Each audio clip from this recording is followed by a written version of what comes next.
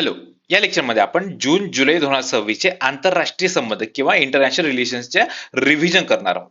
तर सगळ्यात आधी आपला आहे आंतरराष्ट्रीय संघटना किंवा इंटरनॅशनल ऑर्गनायझेशन आणि ह्याच्यात पहिला आहे युनेस्को. आता युनेस्कोनी जे भारतातलं सारनाथ आहे त्याला जागतिक वारसा स्थळ किंवा वर्ल्ड हेरिटेज साईट म्हणून घोषित केलेला आहे की तो 45वा खूप जास्त महत्वाचा आहे. ठीक आहे, कारण की ह्याच वर्षी म्हणजे आय थिंक 5-7 महिने आधीच एक आपण केलं होतं कोणतं मराठा मिलिटरी लँडस्केप असे टोटल किती 12 किल्ले होते. तर ते 12च्या 12 किल्ले आपल्याला माहिती पाहिजे, त्याच्यावर प्रश्न येऊ शकतात. त्याच्यानंतर आता जे 45 आहे तर ते कोणी सारनाथ मध्ये आहे. ठीक आहे, सारनाथचं जे बुद्धिस्ट स्थळ आहे ते. आता सारनाथ हे जे बुद्ध आहे गौतम बुद्ध, तर त्यांचे जे 4 मेन स्थळ आहेत कोणते, पहिलं म्हणजे त्यांचा जन्म कुठं झाला ते, त्यानंतर त्यांना जे ज्ञान प्राप्ती कुठं झाली ते, त्यानंतर त्यांना जे ज्ञान प्राप्ती झाली होती तर ते त्यांनी पहिल्यांदा कुठे दिली ती, आणि चौथं म्हणजे त्यांचा मृत्यू कुठे झाला किंवा त्याला आपण निर्वाणा म्हणतो. ठीक आहे, आता हे जे तिसरं आहे त्यांनी पहिल्यांदा कुठे त्यांचं ज्ञानप्राप्ती सांगितली लोकांना, तर ते तिसरं आहे. तर ते कुठे, सारनाथ मध्ये. पहिल्यांदा जन्म कुठं, लुंबिनी मध्ये झाला. ठीक आहे, लुंबिनी आपल्या नेपाळमध्ये आहे. त्याच्यानंतर बोधगयामध्ये त्यांना ज्ञानप्राप्ती झाली. तिसरं म्हणजे सारनाथमध्ये त्यांनी पहिल्यांदा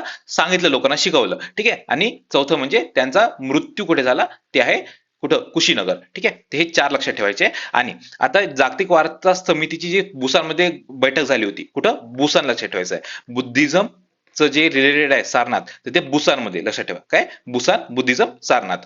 तर दक्षिण कोरिया येथील 48वं जे अधिवेशन झालं होतं तिथे समावेश करण्यात आलेला आहे. आता भारताची स्थिती काय आहे हे महत्वाचं आहे. 45 युनेस्को वर्ल्ड हेरिटेज साईट झालेले आहे, जागतिक वारसा स्थळ झालेले आहे, आणि ह्याच्यापैकी 37 सांस्कृतिक आहेत, 4 नैसर्गिक आहे आणि 1 मिश्र. तर ह्या अशा 3 कॅटेगरीमध्ये असतात. ठीक आहे, सांस्कृतिक म्हणजे जे मोस्टली कल्चर रिलेटेड असतात ते, आणि हे काय सारनाथ कल्चरच्या रिलेटेड आहे, तर म्हणजे हे 37 मध्ये आहे. ठीक आहे, 7 नैसर्गिक म्हणजे जंगल वगैरे असतात ते, त्यानंतर 1 मिश्र जे की आपलं कांचनजोंगा आहे. ठीक आहे, त्यानंतर जागतिक क्रमांक 6 आहे, 6व्या क्रमांकावर भारत आहे, आणि दुसऱ्या क्रमांकावर भारत कोणत्या, एशिया पॅसिफिक रिजन मध्ये. ठीक आहे, त्यानंतर अलीकडच्या काळातली जे समावेश झाले ते ऍटलिस्ट मागचे 5 माहिती पाहिजे. कोणते कोणते, शांतिनिकेतन, पश्चिम बंगाल, होयसळचे मंदिरे आणि कर्नाटक. ठीक आहे, सॉरी, शांतिनिकेतन पश्चिम बंगालमध्ये ते 41 होतं, होयसळचे मंदिरे कर्नाटकमध्ये ते 42 होतं, मोईडम्स हे आसाममध्ये आहे ते 43 होतं, आणि भारताचे मराठी लष्कर आहे, लष्कर लँडस्केप आहेत जे की किल्ले आहेत महाराष्ट्रातले, तर ते. ठीक आहे, ते 12 किल्ले आहेत, 12 पैकी 11 महाराष्ट्रात आहे, 1 तामिळनाडूमध्ये. ठीक आहे, जो जिंजीचा किल्ला आहे तो. हे लक्षात ठेवायचंय. जे शेवटचे 5 आहेत ते, शांती होय मॅडम मराठा बुद्ध. आता बुद्धासाठी शांती लागते ना, बुद्ध गौतम बुद्ध शांती, बरोबर. तर शांती होय मॅडम मराठा बुद्ध. शांती म्हणजे शांतिनिकेतन, होय म्हणजे होयसळा, मॅडम म्हणजे मोईडम्स, मराठा म्हणजे जे मराठा लँडस्केप्स आहेत ते, आणि बुद्ध, बुद्ध म्हणजे आता हे जे सारनाथ आहे 45 होते. ठीक आहे, जे 44 मराठा, मैडम्स हे 43 होतं, होय हे 42, आणि शांतिनिकेतन हे 41. ठीक आहे, हे लक्षात ठेवायचे. त्यानंतर सारनाथ. हा, आणि भारतातले सर्वाधिक युनेस्को बघायला गेले तर ते महाराष्ट्रात आहे, टोटल 7. ठीक आहे, त्यानंतर सारनाथ विषयी. आता धम्मचक्र प्रवर्तन तुम्हाला सांगितलं, पहिल्यांदा जेव्हा बुद्धांनी शिकवलेलं लोकांना, त्यांना जे ज्ञानप्राप्ती झाली होती ती लोकांना शिकवली कुठं, सारनाथ इथं. तर जे शिकवणं होतं तर त्याला आपण धम्मचक्र प्रवर्तन. ठीक आहे, टर्निंग द व्हील ऑफ धर्म. ठीक आहे, तर हे धम्मचक्र प्रवर्तन बुद्धांचा पहिला उपदेश कुठं, सारनाथ मध्ये झाला होता. त्यानंतर 1998 ला भारताने हे जे तात्पुरती यादी असते हे याची, वर्ल्ड हेरिटेज साईटची किंवा जागतिक वारसा स्थळाची तात्पुरती यादी असते, तर 1998 लाच त्याच्यामध्ये टाकलं होतं, आणि ह्याच्या वेळेस आता 2026 ला पूर्ण कम्प्लिटली त्याला वारसा स्थळ म्हणून घोषित केलेलं आहे. ठीक आहे, आता ह्या स्तराचे घटक 2 आहेत. पहिलं म्हणजे जे पूर्णपणे बाधित आहे, जे आहे अजूनही ते. दुसरं म्हणजे काय, की ज्याचे काही अवशेष उरलेले आहेत. आता जे आहे ऑलरेडी आहे म्हणजे प्रॉपर सगळं दिसतं ते काय, चौखंडी स्तूप. हे जे चौखंडी स्तूप आहे हे प्रॉपर आहे, अजूनही प्रिझर्व केलेलं. ठीक आहे, त्यानंतर सारनाथचे पुरातत्वीय अवशेष कोणते कोणते आहेत, धामेक, धर्मराजिका स्तूप, आणि मूलगंधकुटी विहार, आणि अशोक स्तंभ. ठीक आहे, आता हे बांधलं कोणी आहे, जे काय त्याला, अशोक आहे, तर त्यांनीच बांधलेलं आहे. ठीक आहे, सारनाथचे पुरातत्वीय अवशेष म्हणजे जे उरले सुरल्या गोष्टी आहेत त्या, धामिक आहे, धर्मराजिका स्तूप आहे, मूलगंध कुटी आहे, आणि अशोक स्तंभ. आता अशोक स्तंभावर एक 4 सिंह असलेलं एक असा सिम्बॉल होता. ठीक आहे, तर तो सिम्बॉल आता भारताचं काय, लायन कॅपिटल किंवा राष्ट्रीय बोधचिन्ह झालेलं आहे. ठीक आहे, हे अशोक स्तंभावरचं. आता 4 प्रमुख बौद्ध तीर्थक्षेत्रापैकी एक कोणतं, सारनाथ आहे. तुम्हाला सांगितलं तर लुंबिनीमध्ये जन्म झाला, बोधगयामध्ये त्यांना बोध मिळाला त्यांच्या आयुष्याचा, त्यानंतर सारनाथमध्ये त्यांनी आयुष्याचा सार लोकांना सांगितला, आणि कुशीनगरमध्ये त्या कुशीत झोपलेले म्हणजे निर्वाणा प्राप्त झाला. ठीक आहे, आता ह्यापैकी तीन कोणते? लुंबिनी, बोधगया, सारनाथ. लुंबिनी, बोधगया आणि सारनाथ ह्यांना आता युनेस्को जागतिक वारसा स्थळ म्हणून घोषित केलेलं आहे. आणि जे जे उरलेलं आहे कुशीनगर, तर ते अजूनही नाही आहे. ठीक आहे. त्यानंतर ऐतिहासिक नावे ऋषीपतन, इशिपतन आणि मृगदाव. आता हे सगळं जे सगळं आहे ते जे आपलं PIB मध्ये त्याच्यामध्ये जे दिलंय तेच तुम्हाला इथे सांगितलेलं आहे. ठीक आहे. भारताच्या राष्ट्रीय बोधचिन्ह तुम्हाला सांगितलेलं आहे. मौर्यकालीन सिंह राजधानी लायन कॅपिटल इथं सापडली होती, जी अशोक स्तंभावर होती. ठीक आहे. आता सर्वाधिक युनेस्कोचे वारसा स्थळे असलेले देश कोणते कोणते आहेत? इटली, फ्रान्स आणि चीन. मला वाटत नाही एवढं विचारतील म्हणून, पण ठीक आहे, वाचून ठेवा. इटलीमध्ये सगळ्याधिक जास्त आहे. ऍटलीस्ट एवढं तरी लक्षात ठेवा, इटलीमध्ये सगळ्याधिक जास्त आहे. ठीक आहे. त्याच्यानंतर 2026 युनेस्कोची धोक्यातील जागतिक वारसा स्थळांची यादी. आता हे थोडी करून ठेवा, कारण की हे जे पहिले तीन आहेत, तर हे तीन असे आहेत की जे पहिल्यांदाच युनेस्कोचे वर्ल्ड हेरिटेज साईट पण मिळालेले आहे, सोबत त्यांना धोक्यात पण आहे असं सांगितलेलं आहे. आणि हे जे हे तीन आहेत, तर हे ऑलरेडी घोषित केलेले होते आणि ह्या वर्षी त्यांना धोक्यात आहे असं सांगितलेलं आहे. ठीक आहे. तर धोक्यातील कोणते कोणते आहेत? बोमा, बाडिगिल्लो, स्थलांतरित लँडस्केप, म्हणजे इथं जे प्राणी वगैरे स्थलांतर करत असतात, जे सुदान आहे, सुदान मधले जे लँडस्केप आहे, कोणतं आपलं जे पूर्ण सव्हाना रिजन आहे, तर त्या रिजनला बोमा बार्डिगिलो म्हणतात. ठीक आहे. तर हे दक्षिण सुदानचं आहे. माउंट अमेल किल्ले हे लेबनॉनचे आहेत. सेबस्तिया हे पॅलेस्टाईन राज्याचं आहे. आणि प्राचीन शहर टॉरिक चेरसोनिज आणि त्याचे चोरा हे युक्रेन मधले आहे. आणि पॅरा मिरिबोचे ऐतिहासिक शहर हे सुरिनामचे आहे. आणि टायर हे लेबनॉन मधले आहे. आता मोस्टली काही नॅचरल कॅलॅमिटी आली किंवा काही वॉर वगैरे सुरू असलं, तर तेव्हा हे धोक्यामध्ये टाकण्यात येतात. ठीक आहे. तर आता सध्या हे 6 आहेत, म्हणजे ह्या वर्षी 6 टाकलेले आहेत आणि हे 3 आहेत, हे नवीन आहे. ठीक आहे. लक्षात काय ठेवायचं? बी असलं की ते सुदानला लावायचं. ठीक आहे. धोक्यामधलं बी सुदानला. त्यानंतर सेब असला तो पॅलेस्टाईनला, पॅलेस्टाईनचा सेब. माउंट आणि टायर हे लेबनॉनचे. ठीक आहे. माउंट अमेल किल्ले हे लेबनॉनचे आणि टायर हे लेबनॉनचे. बाकी लक्षात नाही ठेवले तरी चालून जाईल. त्याच्यानंतर UNSC मध्ये 5 अस्थायी सदस्य. आता UNSC विषयी आपल्याला माहिती आहे बऱ्यापैकी, 15 टोटल असतात. 15 पैकी 5 हे परमनंट असतात आणि जे 10 असतात ते निवडून येत असतात. ठीक आहे. ह्याच्यापैकी 5 आता निवडून आलेले आहे ह्या वर्षी. निवड कोण करत आहे? युनायटेड नेशनची जनरल असेंब्ली आहे ती. आणि नवीन सदस्य कोणते आहेत? ऑस्ट्रिया, किर्गिस्तान, पोर्तुगाल, त्रिनिदाद आणि टोबॅगो आणि झिम्बाब्वे. लक्षात काय ठेवायचं? औक्या पोट्री झेड. काय? औक्या पोट्री झेड. पोट्री तुम्हाला माहिती आहे, पायाचा एक पार्ट असतो पोट्री, तिथे पोट्री, औक्या पोट्री झी. ठीक आहे. कार्यकाळ 1 जानेवारी, म्हणजे 2 वर्षाचा कार्यकाळ असतो. 1 जानेवारी 2027 पासून ते 31 डिसेंबर 2028 पर्यंत. त्याच्यानंतर द्विपक्षीय संबंध, ह्याच्यातला सगळ्यात इम्पॉर्टंट कोणता आहे? भारत आणि इंडोनेशिया. कारण की ह्याच्यामध्ये बऱ्याचशा गोष्टी ज्या न्यूज मध्ये होत्या त्या घडलेल्या आहेत. ठीक आहे. पंतप्रधान मोदी हे जे इंडोनेशियामध्ये गेले आणि तिथलं जे संसद आहे किंवा तिथलं जे पार्लमेंट आहे, तिथं जाऊन भाषण देणं, तर हे पहिले असे आपले पंतप्रधान आहे. ठीक आहे. त्यानंतर गंगा महाकाम विजन. गंगा एक आपली नदी आहे आणि महाकाम ही त्यांची नदी आहे. कोणाची? इंडोनेशियाची. तर ह्याला असं नद्यांच्या नावावरचं काही विजन असलं ना, त्याच्यावर बऱ्याचदा प्रश्न येतात. हे करून ठेवा. गंगा महाकाम विजन हे भारत इंडोनेशिया ते ह्यांच्यातील जे संबंध आहे, तर त्यांचा एक आराखडा म्हणून प्रस्तावित केलेला आहे. ठीक आहे. त्यानंतर टागोर देवंतरा. आता देवंतरा जसे आपल्याकडे टागोर आहेत, रवींद्रनाथ टागोर, तर तिकडे देवंतरा आहे. कोण? हजर देवांतरा. तर त्यांची एक भेट झाली होती 1927 ला. तर त्याला आता पूर्ण 100 वर्ष होत आहे. कधी? 2027 ला. तर त्याच्यासाठी आपण हे काढतोय टागोर देवंतरा सांस्कृतिक आणि शैक्षणिक डिप्लोमसी. तर ह्यांच्या भेटीला 100 वर्ष पूर्ण झाली म्हणून. ठीक आहे. त्याच्यानंतर प्रंबानन मंदिर. आता हे हिंदू मंदिर आहे, खूप मोठं आहे. ठीक आहे. तर हे मंदिराचे संवर्धन आणि पुनर्स्थापनेसाठी भारत इंडोनेशियाला मदत करणार आहे. ठीक आहे. प्रंबानन हे ब्रह्मा, विष्णू आणि शिव ह्या तिघांना पण समर्पित केलेलं आहे. कोण? ब्रह्मा, विष्णू आणि महेश. ठीक आहे.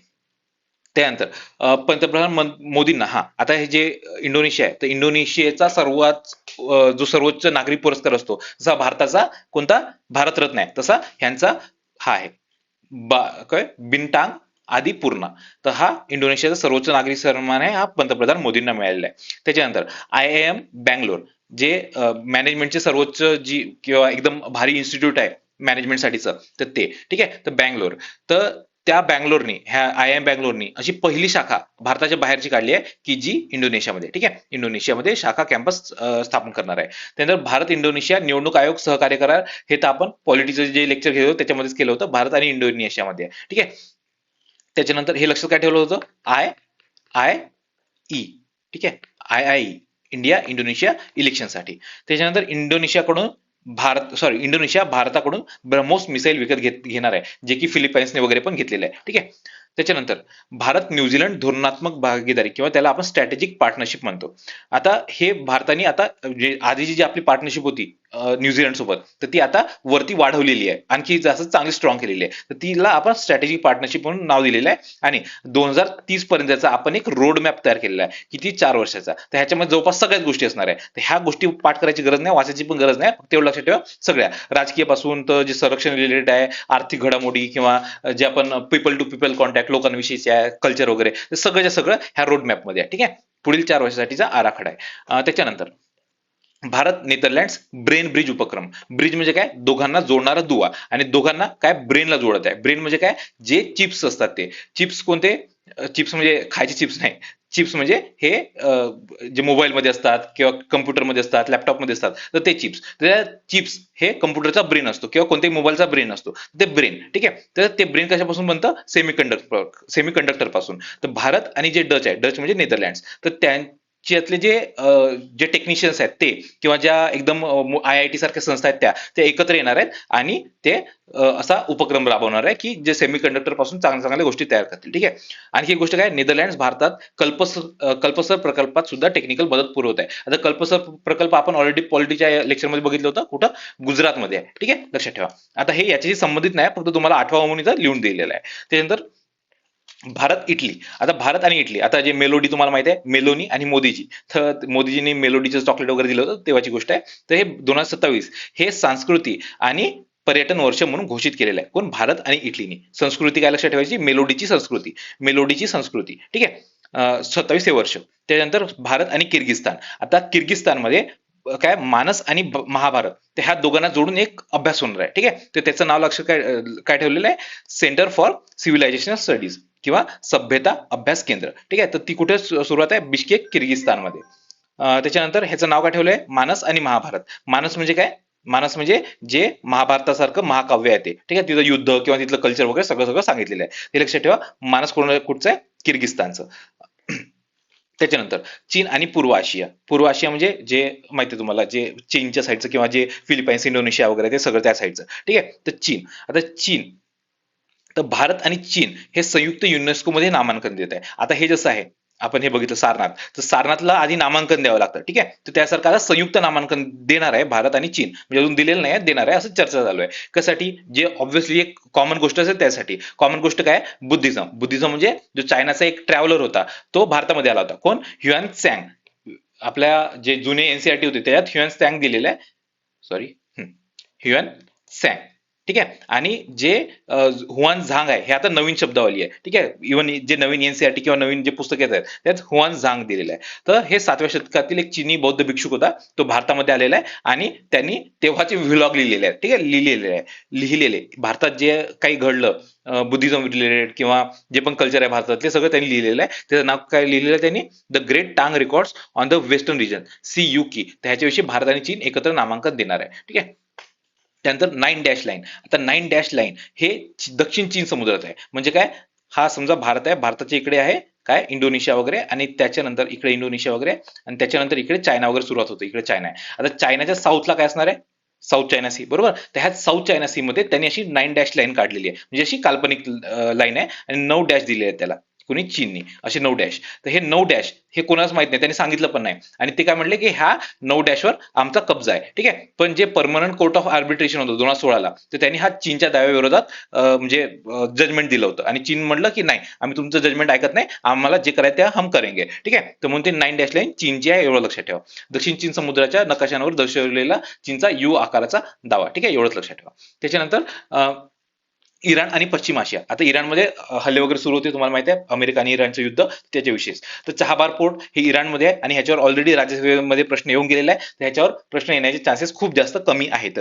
ठीक आहे, तरी एवढं लक्षात ठेवा, चहाबार पोर्ट आहे हा इराणमध्ये आहे, आणि त्याचे 2 कंपोनंट्स आहेत ह्या चहाबार पोर्टचे. तर त्यापैकी एक कंपोनंट आहे काय, शाहिद बहेस्ती टर्मिनल. ठीक आहे, तर ते भारत चालवत असतो. तर हा कुठं, इराणमध्ये आहे, एवढं लक्षात ठेवा, चहाबार पोर्ट. त्यानंतर इस्लामाबाद सामंजस्य करार, तर हा अमेरिका आणि इराण ह्यांच्यामध्ये, कारण की इराण ह्यांच्या दोघांमध्ये युद्ध चालू होतं, आणि पाकिस्तान म्हटलं की आम्ही तुम्हाला म्हणजे शांतता पुरवतो. ठीक आहे, तुमच्या दोघांमध्ये सामंजस्य आम्ही करतो, ते पाकिस्तान म्हटलंय. तर पाकिस्तान चर्चामध्ये महत्वाची मध्यस्थी भूमिका बजावली होती. ठीक आहे, म्हणून इस्लामाबाद जो करार आहे तो अमेरिका आणि इराण ह्यांच्यामध्ये आहे, एवढं लक्षात ठेवा. ठीक आहे, त्यानंतर गाझा बोर्ड ऑफ पीस. आता गाझा तुम्हाला माहिती आहे जे पॅलेस्टाईनमध्ये आहे, इस्रायलच्या बाजूला, तर तिथे खूप जास्त म्हणजे ह्युमन राईटचं हनन वगैरे झालं होतं, तर त्याच्यामुळे बोर्ड ऑफ पीस काढलं. कोणी काढलं? गेस करा. ट्रम्पनी. ठीक आहे, ते ट्रम्पनी काढलेलं आहे. तर गाझामध्ये शांतता, सुरक्षा आणि पुनर्बांधणीसाठी ट्रम्पनी हे बोर्ड ऑफ पीस काढलेलं आहे गाझामध्ये. ठीक आहे. त्याच्यानंतर इतर पुतळ्यामध्ये फक्त एक गोष्ट लक्षात ठेवायची आहे, कोण? छत्रपती शिवाजी महाराज. बाकीचे पण वाचून घ्या, पण मला वाटत नाही हे जास्त इम्पॉर्टंट आहे, पण इम्पॉर्टंट हेच आहे. ठीक आहे. छत्रपती शिवाजी महाराज इस्रायलमध्ये आहे. त्याच्यानंतर महाराज रणजित सिंग यांचा पुतळा ब्लॅटायर मलावी इथं. त्याच्यानंतर महर्षी सुश्रुत यांचा स्कॉटलंडला पुतळा आहे आणि महात्मा गांधी यांचा उत्तर मॅसेडोनिया इथं पुतळा आहे. ठीक आहे. त्यानंतर आता भारतामध्ये जे परदेशी विद्यापीठ आहे, परदेशी युनिव्हर्सिटी आहे, आता आपल्याला माहिती 2020 मध्ये न्यू एज्युकेशन पॉलिसी आली, तर त्याच्यानुसार आपण जे परदेशी विद्यापीठ आहे ते त्यांच्याशी कोलॅबरेट करतोय. तर मोस्टली आता दोनच देशातले आलेत, कोण? युके आणि ऑस्ट्रेलियामधले. ठीक आहे, तर हे लक्षात ठेवायचं आहे. युके मधून कोण आलेलं आहे? साऊथहॅम्प्टन, ब्रिस्टल, यॉर्क आणि लिव्हरपूल. कोणते कोणते? साऊथहॅम्प्टन, ब्रिस्टल, यॉर्क, लिव्हरपूल आणि बेलफास्ट. तर हे जे आहेत तर हे ऑलरेडी इस्टॅब्लिश आहेत आणि हे आता नवीन इस्टॅब्लिश करत आहे. कोण? एज्युकेशन मिनिस्ट्री आणि युजीसी युनिव्हर्सिटी ग्रँट्स कमिशन. तर हे यांना परमिशन दिलेली आहे. ठीक आहे. तर साऊथहॅम्प्टन हे गुरुग्राम मध्ये, ठीक आहे, दिल्ली जवळ आहे ते. त्यानंतर ब्रिस्टल हे मुंबई इथं काढत आहे त्यांची युनिव्हर्सिटी. ठीक आहे. त्याच्यानंतर यॉर्क हे न्यूयॉर्क वेगळं, यॉर्क वेगळं, तर हे मुंबईमध्ये. त्यानंतर लिव्हरपूल हे बेंगळुरूमध्ये, न्यू साऊथ वेल्स ऑस्ट्रेलियाचं आहे ते बेंगलोरमध्ये. त्यानंतर डिकिन हे गिफ्ट सिटीमध्ये, वेलोगॉंग हे गिफ्ट सिटीमध्ये आणि बेलफास्ट हे युकेचं आहे गिफ्ट सिटीमध्ये. लक्षात काय ठेवायचं आहे? युकेचा सिलेबस, फक्त युकेचा सिलेबस लक्षात ठेवा, बाकीचे ऑस्ट्रेलियाचे एवढं लक्षात ठेवा. सिलेबस म्हणजे काय? एस म्हणजे साऊथहॅम्प्टन, वाय म्हणजे ब्रिस्टल, एल म्हणजे sorry sorry sorry sorry sorry S म्हणजे साऊथहॅम्प्टन, वाय म्हणजे यॉर्क, एल म्हणजे लिव्हरपूल, बी म्हणजे ब्रिस्टल. ठीक आहे. आणि जो बी म्हणजे त्याचा अर्थ बेलफास्ट पण आहे. ठीक आहे. तर सिलेबस युकेचा सिलेबस कशा रिलेटेड आहे? तो आहे युनिव्हर्सिटीच्या रिलेटेड. ठीक आहे, युनिव्हर्सिटीच्या रिलेटेड. तर लक्षात ठेवा युकेचा सिलेबस. त्याच्यानंतर ACITI भागीदारी. ACI ए म्हणजे काय? ऑस्ट्रेलिया, सी म्हणजे कॅनडा, आय म्हणजे इंडिया. तर ह्या तिघांची भागीदारी आहे. कोण कोण आहे? ऑस्ट्रेलिया, कॅनडा आणि इंडिया. तर ह्याच्यात तंत्रज्ञान आणि नवोपक्रम, तंत्रज्ञान म्हणजे टेक्नॉलॉजी आणि इनोव्हेशन, तर ह्याची भागीदारी आहे. फोकस काय? ऑब्व्हियसली जे AI आहेत किंवा जे नवीन नवीन टेक्नॉलॉजी आहे तर त्याच्याविषयी फोकस असणार आहे. तर फक्त एवढं लक्षात ठेवा ACITI हे कोणामध्ये आहे? ऑस्ट्रेलिया, कॅनडा आणि इंडिया. ठीक आहे. ते फक्त ऑस्ट्रेलिया जागी ऑस्ट्रिया करतील किंवा दुसरं काहीतरी करतील, सीच्या जागी चायना करतील, तर असं नाहीये. ठीक आहे. कॅनडा, इंडिया आणि ऑस्ट्रेलिया आहे. ठीक आहे. त्याच्यानंतर पंजाब कृषी विद्यापीठ. आता हे जे कृषी विद्यापीठ आहे हे असं भारतातलं पहिलं कृषी विद्यापीठ आहे जे ब्रिक्स नेटवर्क युनिव्हर्सिटीमध्ये आहे. आता नेटवर्क युनिव्हर्सिटी म्हणजे काय? की जे ब्रिक्स देश आहेत तर त्यांच्या युनिव्हर्सिटी एकत्र येतात आणि एकत्र काम करतात आणि एकमेकांची टेक्नॉलॉजी एकमेकांना देतात. ठीक आहे. आता पंजाब कृषी विद्यापीठ हे फक्त कृषीसाठी आहे. इतर गोष्टीसाठी आपले बाकी सिलेक्ट झालेले आहे, पण जे कृषीसाठी हे पंजाब कृषी विद्यापीठ एकमेव आहे लुधियानाचं. ठीक आहे. त्याच्यानंतर राबात मोरोक्को. आता हे काय? जे युनेस्को आहे, ते युनेस्को पुस्तक राजधानी म्हणून घोषित करत असतं दरवर्षी. 2026 राबात मोरोक्कोला केलेलं आहे आणि 2027 साठी कोलंबियाचं मेडेलिन नावाचं शहर आहे ते. ठीक आहे.